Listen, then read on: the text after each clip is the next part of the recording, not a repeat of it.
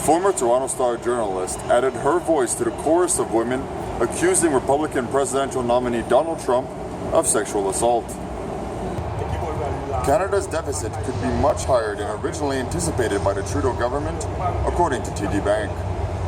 The Montreal Canadiens began their season on a high note Thursday night, beating the Sabres 4-1 in Buffalo. Brandon Gallagher and new backup goalie Al Montoya led the Canadiens' charge to victory with strong performances on both their parts. Gallagher scored twice, and Montoya stopped 30 shots on net.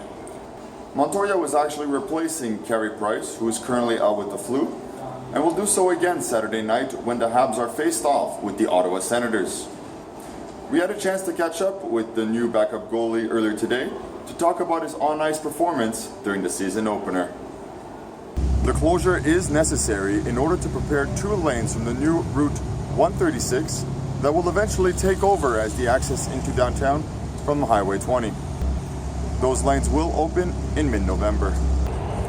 They say the deficit could be as much as $5 billion more than projected in March due to weak economic growth.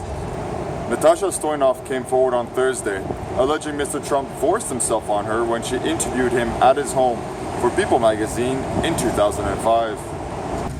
Yet it will only signal the beginning of the next phase of road work on that stretch of road. In fact, in order to properly dismantle what is left of the Ville-Marie Expressway, Transport Quebec has deemed it necessary to completely close down Route 136 going into downtown for 15 weekends. Mr. Trump denies anything happened between him and Ms. Stoyanov. Instead, he questioned her integrity and said her timing was politically motivated.